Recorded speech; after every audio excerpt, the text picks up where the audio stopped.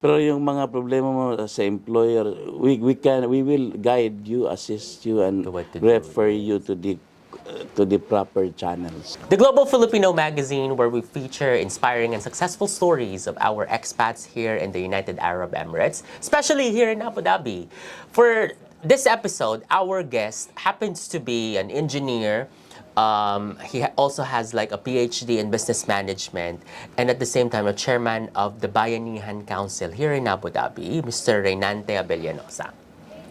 Sir, maraming salamat po. Salamat for the invitation. Sir, kayo po ay ang chairman ngayon ng Bayanihan Council. Being the chairman, what is really the goal of Bayanihan Council? Bayanihan Council is basically to yung heroism ng mga Filipino. We OFWs are coined as heroes. So Yes. the main thing for Bayanihan is to pagsamasamahin yung paghahiro ng mga Filipino para gumawa ng kabutihan, magtumulong sa isa't isa. Nakita po dun sa mga logos natin. At saka I myself, no, ang alam ko po, na, the picture that comes in my mind kapag hiririnig ko po yung word na bayanihan, yung bahay na binubuhat ng maraming tao para ilipat, because I think that's a Filipino culture, no, na tara magbayanihan tayo. So it's basically tulungan. So sa mga probinsya yon, kanya-kanyang buhat ng bahay, maraming mga kapitbahay magbubuhat. So ganun din dito yon. So each of us as OFWs helping one another to be something, to make an impact sa community or sa UAE mismo as Filipinos. Right. So to make it like makilala na pag Filipino ka iba. So para yung mga andito din alam nila pag Filipino iba talaga yan. So Yes, na nagtutulungan tayo. tulungan We're like one and we're contributing to the progress Yes. of UAE. Chairman, please also like share like what is Bayanihan biggest achievement for the past 2 years that you were handling the team, the Bayanihan Council since 2021. For Bayanihan, the best achievement was we started our terms and in the kasagsagan ng pandemic.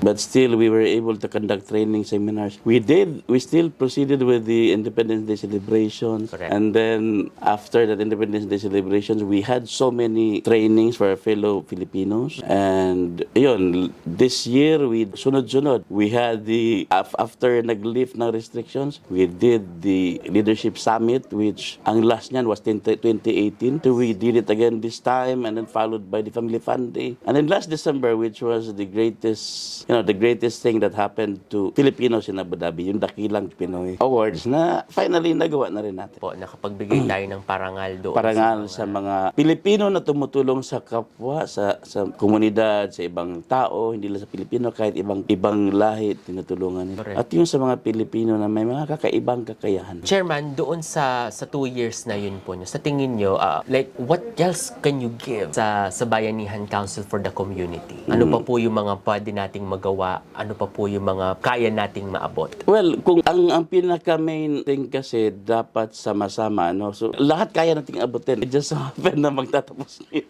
Okay. Yes, Magtatapos niya. But we can do anything. We can always make things happen as long as we are together, as long as you have the support of all organizations na nandito sa Abu Dhabi. Even if may mga others na who are Hindi man maiiwasan yung hindi na issues, maiwasan, but as long as you have the support of your membership, then you can always make things possible.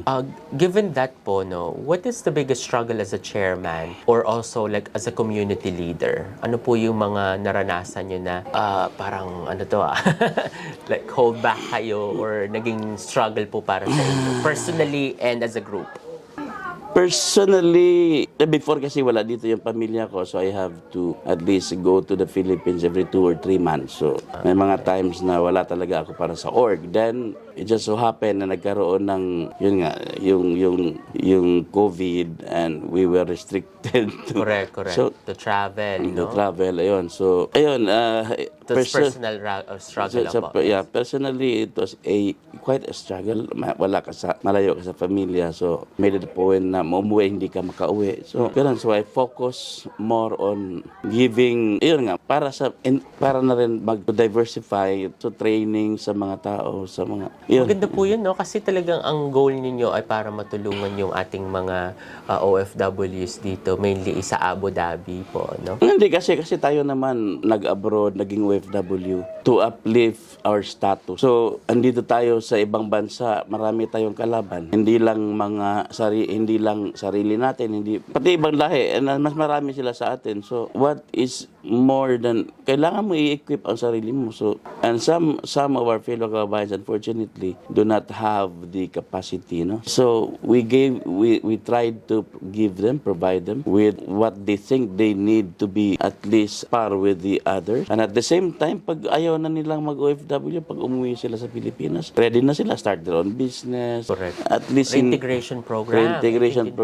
Lately, we tap with Polo, no? Partnership with Polo, which is very successful. Yung mga trainings namin ngayon are all in collaboration with Polo talaga. Correct, opo. Kasi sila yung may program na reintegration din, and then... You make your program, submit it to them, then they will approve. Sir, another question about, I think, let's take this opportunity as well, probably, to thank your team. Kasi this is, you are the leader, and you have like people like behind you. We that work on together to a campaign or a project. Sa totoo lang, we will not be able to pull or to do anything without the support of all the board. And it just so happened that I have an executive board na very supportive. Alam mo yon, parang kuan sa kanila, yung parang likas sa kanila na we'll do this way. Tumutulong talaga, sir. Walang board ngayon na kuan na yung para nakatingin lang. Lahat sila may sariling mga idea. So we try to draw out all the good things from them, and then they execute. We help them, we guide them, and they execute it themselves. Ang gagaling ng mga board natin ngayon. Yes. Magagaling ang mga board natin. I think I personally know them na lagi ko po ding nakikita sila. And that is why I'm so lucky na meron akong ganong board. Walang bida sa kanila, walang pabida. All they do is help. Bayanihan. Oh, ganun. Opo. What do you think is your message to I believe your term is there will be new chairman. Is that correct po? We will have a new an election by February, Yes. or kung hindi kakayanin siguro by March. We have started asking the organizations to reaccredit and at the same time submit their nominee. So I'm trying to create now the COMELEC True. para sa election. Yes. So Kayo po ba, will you be an advisor, or are you still under the allowed to rerun, or probably a lower position? under the bylaws, ang officer ng bayanihan can serve 2 terms. Oh, yeah. Except sa chairman, because pag member ka ng board, you have 1-year term and you can serve 2 terms. Yes. Ang chairman kasi, ang term niya is 2 years. So he can only serve once. Okay. Yeah. And it's not good also na palagi na lang ikaw. Give others a chance. No? Chance, yes. Yes. So now, what is your message or your advice to the next chairman of Bayanihan Council? Whoever will be the next chairman of the Bayanihan Council, make sure that you maintain yung main purpose mo, yung main purpose mo. Not sa group, but what you really want and why do you want to take up the chairmanship. Yes. And then move forward. Always ask for the help of the other officers. You will not be able to do it alone. So, Correct. Walang magiging achievement sa bayanihan na dahil sa'yo lang. Imposible po yun. Correct. 2 more questions po. What is your message now to our OFWs na probably are struggling? May mga pinagdadaanan sila ngayon na kailangan nila ng tulong from certain communities, and who to approach? Well, basically, pag alis mo sa ibang, when you go abroad, meron ka namang meron namang trainings ang polo before we go out, no, yung Pidos. PIDOS. Unfortunately, yung mga nagkakaproblema ngayon are those who did not went through the process. So, if mayroon tayong mga ganoong problema na natin unang malapitan, the first thing that you should do is communicate sa polo or sa embassy. Pero pag nahirapan talaga kayo, Bayanihan is here to guide you. We have our own committee who will take you through the entire process, ano kailangan mong gawin, and then sino ang pwede mong lapitan, sino ang tutulong sa iyo. So, we have our committee sa Bayanan na ang pinaka-purpose nila is to help, no? Yes. So, we have a dedicated team. So, kung meron tayong mga problema sa OFW, abusadong amo, wag lang yung sa utang.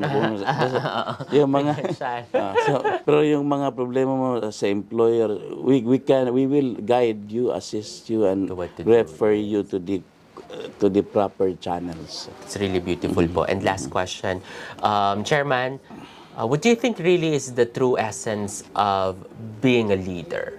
Being a leader is not about you. Being a leader is, measured by the number of lives that you change, the lives of other Filipinos or other leaders or members that you have touched. So, as a leader, you cannot be called a leader pag palagi na lang ikaw. You need to be able to develop others, to equip others to become leaders as well. Walang infinity and beyond sa leadership. So, always make sure that you have somebody who will be there to fill the gap. Kasi you may admit it or not, meron talaga tayong kulang. And somebody should be there to fill that gap. As a leader, you should be open sa lahat ng either bad or positive na mga suggestions or comments. Correct. You need to be open-minded and select from the best. But again, it's always not about you. It's about the people that you have helped, the lives you've changed, and develop others to become leaders as well. Yes, maraming salamat po. Chairman, that's really beautiful. And after this, I believe whatever path that you will choose, maybe it's an advisor or probably you would create your own organization, will definitely flourish and will be helping the community. After this, I'll go back to my main organization, which is the PSME Abu Dhabi. So for this year, I have been elected as VP External. So You already have, may backup na po pala. We did our election. So, VP External. I'm still the VP. Last year, I was VP PR, Public Relations. So now I'm VP External. So I'll be having a more active role in my organization. Yes, because for the last 2 years, the focus was more on Bayanihan really. And sometimes nga hindi na ako nakaka-attend ng meetings sa org dahil nga I preferred to be with Bayanihan. That's true. Opo. Anyway, maraming salamat po. Everyone, mga ka-global, that's the story of our chairman for Bayanihan Council here in Abu Dhabi. Maraming salamat po.